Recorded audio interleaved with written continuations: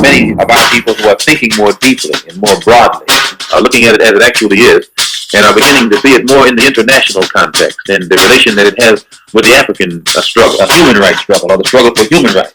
And as such, we can then take it into the United Nations and bring about the freedom of these people by any means necessary. Hi everyone, welcome to We Charge Colonialism. We are an organization of Pan-Africanists who are trying to raise awareness of the fact that Africans in the United States are being colonized by the United States government. So if you want to learn more about our organization, you can go to wechargecolonialism.org. I want to talk about today the issue of why is it so difficult for a lot of our people to accept leadership without trying to throw out fallacious assumptions, without concluding that every single black person trying to do good in the community is trying to do bad. What is our tendency that we really don't want anyone to step into a leadership position?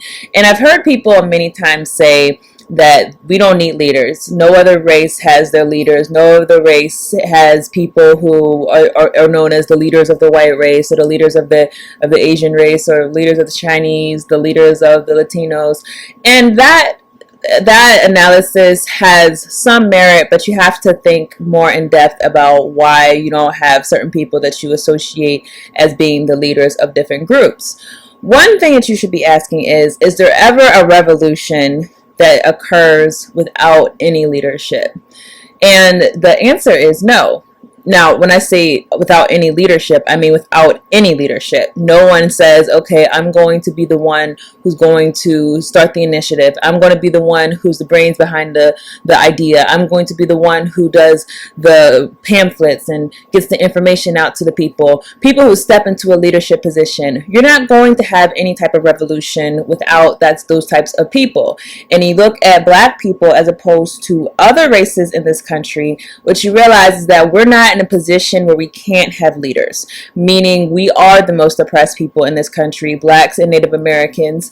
We are the ones who are struggling the most. We are the ones who are at the bottom of every single totem pole. You can think of economics, you could think of education, you could think of ownership. We're literally at the bottom. And the reason we're at the bottom is because there has essentially been a war that has been waged against our people.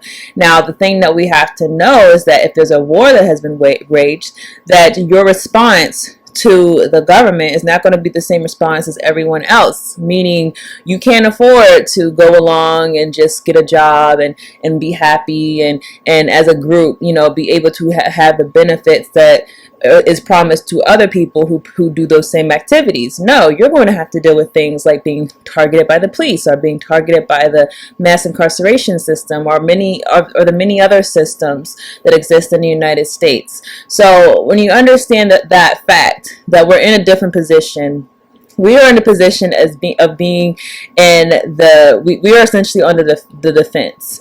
And when you're under the defense, you really can't get out of that position without having people get into the position of leadership.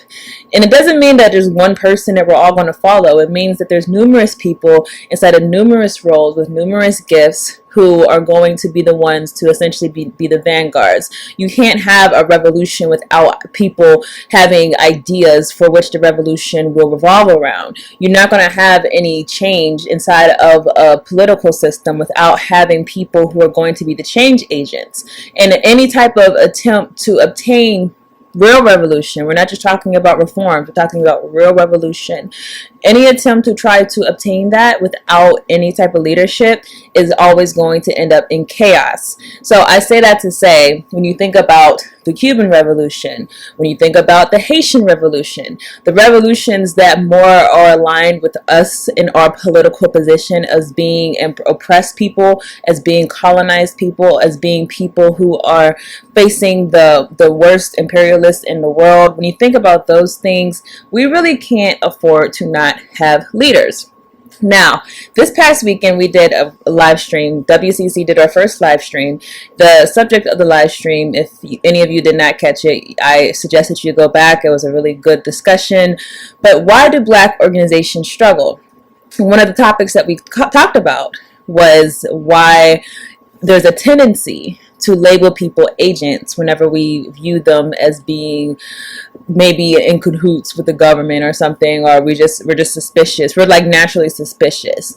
And I want to talk about that a little bit more, just because of the recent things that have transpired with the not effing around coalition, and their leader, Grandmaster Jay, I believe is his name, has been accused by some in the conscious community, a lot of people who are, from what I've observed, are followers of Tariq Nasheed, who essentially accused him of being an agent.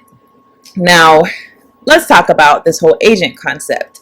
We know that Black people were victims and are victims of government operations, counterintelligence operations. This is a fact, right?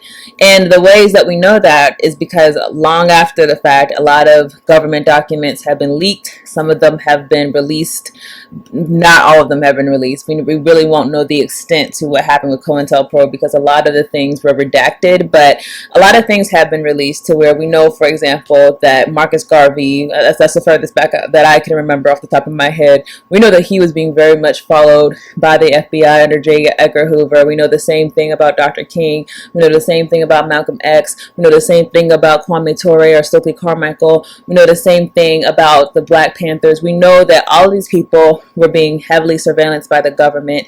Not only were they being surveillanced, but they were also being targeted with different types of attacks from the government. For example, it could be something as simple as someone doing something to make phone calls to someone and try to confuse them, and you know that these phone calls are out of the ordinary. And it can be something as extreme as trying to formulate a plot that makes it look like you, who has done nothing illegal, that makes it look like you were about to engage in a bombing of a building or something extreme like that. That's how extreme the operations could be. And of course, we know the real extreme could be having the FBI or the police or having different people work to essentially enforce an assassination against people, as we know happened with Fred Hampton and a number of other people in the Black Liberation Movement. Now, the thing about this whole thing about COINTELPRO is that we have to be very clear in understanding why COINTELPRO was essentially enforced. The fear was, it wasn't every Black organization that received the full wrath of COINTELPRO. Yes, there was always people who were reporting back to the government. For example, in the NAACP, there are people reporting back, and you wouldn't look at them as being the most radical organization, but there's always been people who have been reporting back to the government what happens. But the people who were targeted for complete annihilation, those are the ones that pose a threat to the government. The threat to the government could be anything from people who are talking about separate from the government. For example, Marcus Garvey, he never talked about Black people arming themselves. He never talked about us having, militias or anything like that. He was simply saying that we should build up our industries, that we should have ownership, that we need to make plans to have our own things, ultimately, well, first with America, but ultimately with the plan of us having our own ownership in Africa. And he actually had no problem allowing white people to have this country. You guys can have this. What we want is back in Africa. Now, you would think that, hey, he's saying you guys can keep whatever you want. I'm not coming for what's yours. You would think that that proposition would have support, right? These are people who actually stole everything that they have. The land that they sit on is stolen from the Native Americans. The country that they enjoy was built with slave labor. So if someone comes up saying, hey, we're not coming for what you already took, fine, you take it, we're going to build our own, that should be something that would be welcome. But no, actually, to a lot of people who were in the country, that was a threat, which tells you that independence to the government is automatically a threat. Saying that you're going to build up Africa, that's a threat. So we know that that's automatically viewed as a threat. We know with the Nation of Islam, when they started having similar rhetoric, that was viewed as a threat. We know that whenever Black people talk about self-defense, instead of talking about taking it, and essentially when we were not willing to lay down and not willing to say that you're going to do whatever you want and it's fine, that's viewed as a threat. And we also know that the other thing that has been viewed as a threat is when we actually organize among ourselves to do what the government will not do for us. That's been viewed as a threat. Remember what Robert F. Williams did. He said, all right, y'all are not going to protect us from the KKK and whatnot, so we're going to arm ourselves and we're going to organize ourselves. Think about what the Deacons of Defense did. They did the same thing. They were viewed as a threat. They were not regarded as people who were not a threat to the government. They were not regarded as people who did not need mass infiltration. In fact, Robert F. Williams had to leave the United States because the FBI literally attempted to put fallacious charges on him that were not true. So when you look at what happens when people do things that are viewed as threats to the government, they're dealt with very different than people who aren't threats to the government. And there are a lot of people who like to chatter and say things about other people being agents and whatnot, but you have to ask, what are you doing that's a threat to the government? Because I can see what this person's doing that's a threat to the government. I can see what this person's doing that's a threat to white supremacy. And when we talk about white supremacy, we're not just talking about some abstract concept. We're talking about white power. I see how this person is challenging white power, but how are you challenging white power for you to be able to feel that you can call someone else an agent whenever they are doing something that actually is a threat to white power? Now, let me say, as far as Grandmaster Jay, I don't know enough information about him to make an assessment on whether or not he is anything. I'm not in that position. And if we're all honest, none of us are.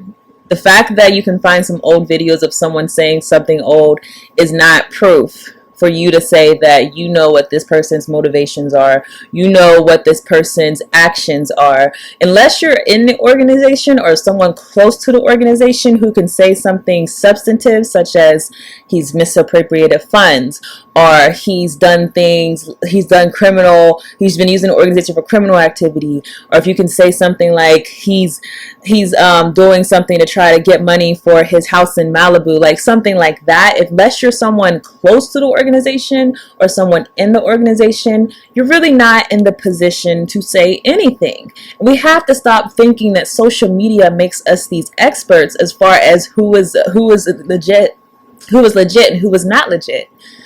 Social media is fake. A lot of people talk big on social media. A lot of people can act raw on social media. A lot of people can say, oh, forget white supremacy. Oh, I'm against that stuff. Oh, you ain't real. I'm real. A lot of people can talk like that on social media, but a lot of those people are not in organizations. A lot of those people do not go out and do things in their community. A lot of those people are very silent whenever they do have the chance to challenge white supremacy. So don't think that you can pull up some videos on someone and that gives you the legitimacy to stand in the seat of judgment, because let's be honest, if I pulled up videos of any of us, we might find some suspect videos. I've said on my channel numerous times, when I was younger, probably I'm pushing 29 right now, so probably I would say 12-13 years ago, I was very conservative as a teenager. I really did believe that a lot of things such as the Republican Party were the best option. I had a very different mindset back then. I was someone who really believed, I would say, in the teachings of evangelical Europeanized Christianity. That was me when I was younger. Now, what has changed is I have learned, I have grown, and I have experienced life. And we have to keep in mind that a lot of the people who you praise, at some point, they were not the person that you glorify today. Malcolm X even has a quote where he literally says, do not judge anyone based on what they believe, because at some point you did not believe what you believe. If you are sitting here and you're watching this and you're a Pan-Africanist, at some point in your life you were not a Pan-Africanist. At some point in your life you were not a black nationalist. At some point in your life, you didn't know what white supremacy was. At some point in your life, you probably misspoke on racism. At some point in your life, you were not conscious. So to try to judge someone and think that you have the answers, and understand, I'm not saying whether or not he's this or that. I have no information. I've never spoken to the man. I literally just watched a few videos from him. And I've seen a lot of the chatter, and I've done some really quick looks into the things that people have been saying. So I'm not in a position to say if he is something or he is not, but I am in the position to say that we have to stop these mentalities, because if anything, if the first thing that you know how to say, the second that you see something that doesn't feel right, just because, oh, I don't like what they said a long time ago, or I don't like what I've heard about them, I've heard a lot of things, I don't have any evidence, but I think he's this, I think he's that. If your first thing to do is to say that person's an agent, you are being an agent in yourself. And that's what we have to understand. That whole calling people an agent thing is corny. Like, let me say, it's corny. If you don't have the ability to actually say what an agent is and how this person meets that criteria, then you're being corny to me. Because we have to understand, when we're saying someone's an agent, we are saying that the FBI or the CIA hired this person. They hired this person to disrupt a black movement.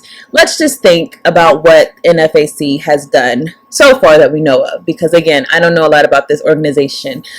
So far what we know that they have done is they have armed black people, they have organized black people. We know that during, I believe it was the Atlanta there was some protest in Atlanta about the brother who was killed recently there by the police. I forget his name, sorry.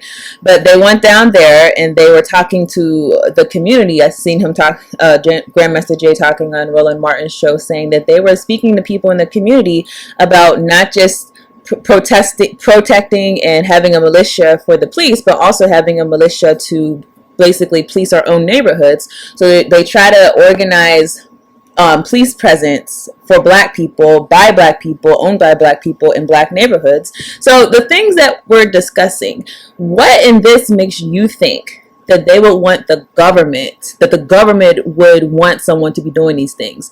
Think logically. Think logically.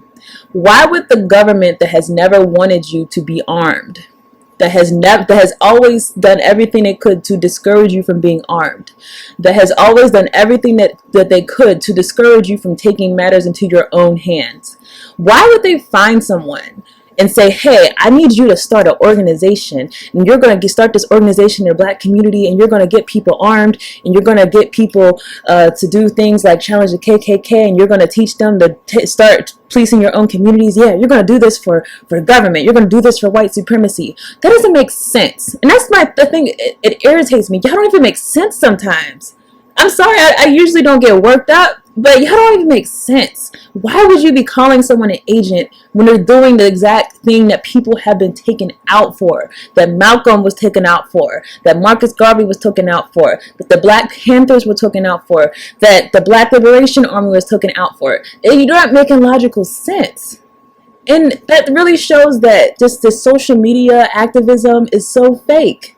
Y'all are not concerned about the community. Y'all are concerned about just supporting the people who you support. You're more concerned with being basically a fan, with being someone who's a stan. You're just gonna go with whatever someone tells you instead of thinking for yourself.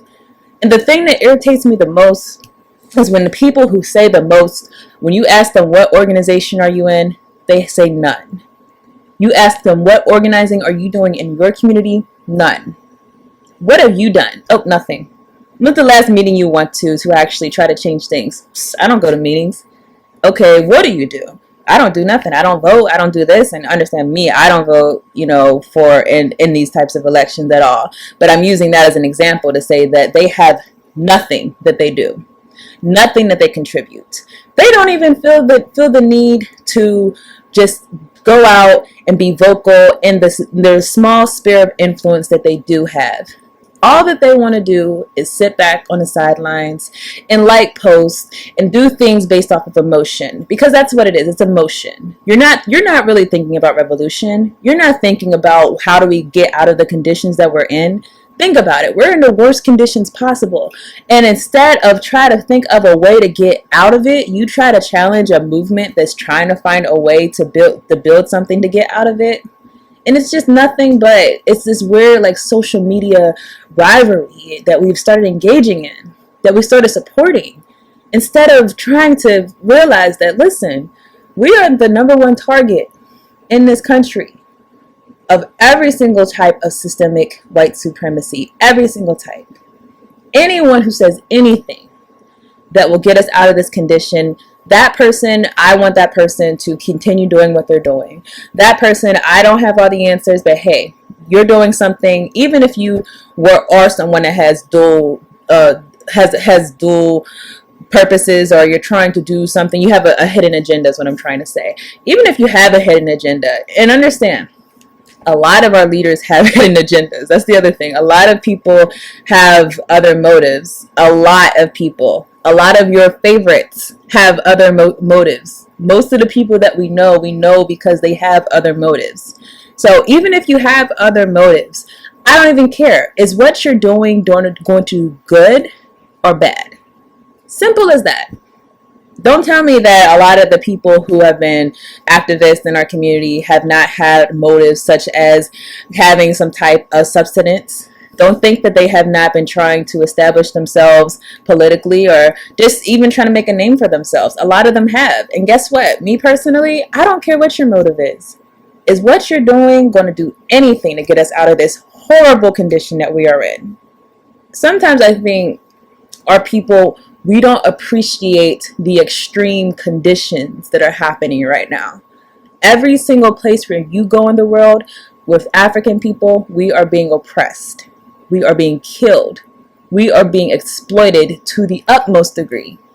I don't think we're getting it. I think it's been happening for so long that we're numb and we're just okay with it. And instead of trying to get out of it, we just surrender and we say, you know what, we're going to just cry and moan whenever things happen, but we're not going to try to do anything to actually change the situation. We're going to call people white supremacists. We're going to call people agents. We're going to do these things that are quick and easy because we don't want to engage in struggle. Struggle isn't just calling someone an agent. Struggle is getting out there and actually organizing, getting out there and doing something in your community, getting out there on the streets.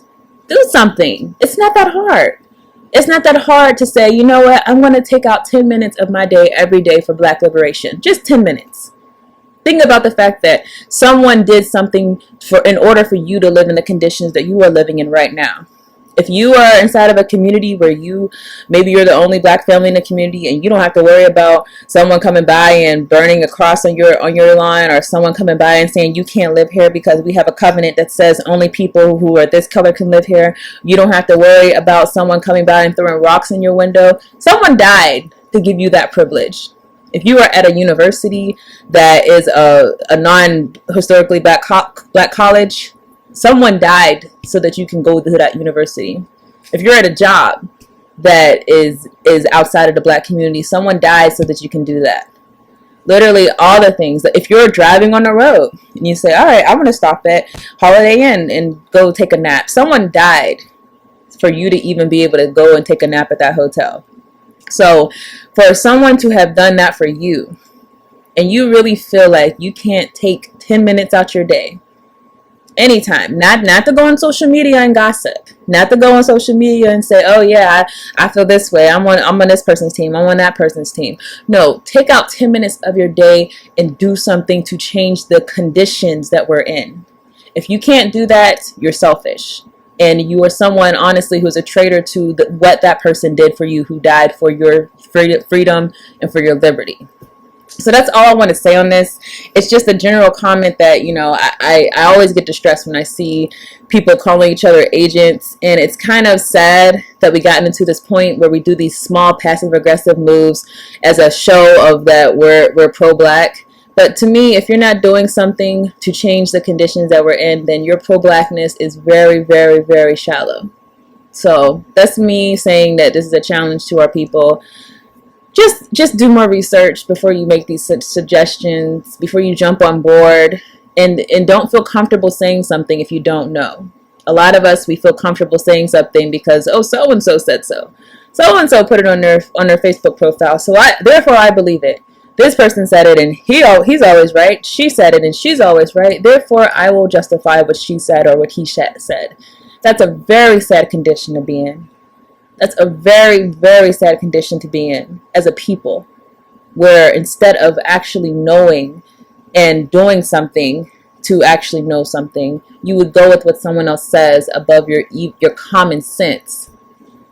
The fact is, we're tearing down so many of our leaders, and I'm really concerned about the fact that I don't know anyone who has at this point risen to some type of prominence without being demonized. So those are my thoughts. I would love to hear your guys' thoughts. Again, we are We Charge Colonialism, and if you're interested in learning more about our organization or joining, you can go to wechargecolonialism.org.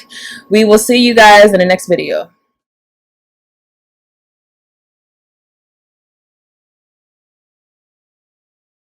The Justice Bank. So what is the Justice Bank?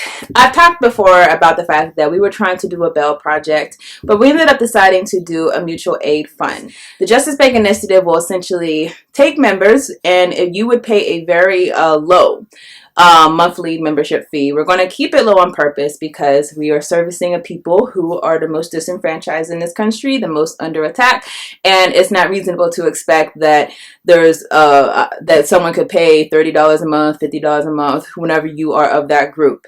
Now, when you become a member, we're going to have a trial period, maybe say after 3 or 6 months, whatever, you are eligible to petition us for help with your expenses. Now, what type of people who are targeted from the prison industrial complex, what type of people would be eligible? Well, because we're doing a mutual aid society, that would be democratic. What we mean is that if you are a member of the Justice Bank, you would have a say in what types of, let's say, charges or offenses that you want to be covered under the Justice Bank. The idea is that all of us are putting our money in collectively because we are a target of the prison industrial complex. Every single day that we walk out, you as a Black person, you are seen as a criminal in this country, and that is a fact. And we want to offer a type of protection for our people, and almost like an insurance policy, honestly, that if you do have some type of run-in with the law, if you do have a charge, a criminal charge, that you can count on a mutual aid society to help you and assist you with those types of charges. Nowhere in the world incarcerates as much as we do. We've seen extremely high rates of exposure to the criminal justice system for African American men with very low levels of schooling. So if we think about Black men who were born in the late 1970s and who are growing up through the American prison boom of the 1980s and the 1990s, the chances that they're going to serve time in state or federal prison if they dropped out of high school is about 70%. So going to prison for that group of Black men with very low levels of schooling, that's become a normal life event. And that's really only happened in the last 10 years. We're at this point now where there's about 1.2 million African American children with a parent who's incarcerated. That's about 1 in 9.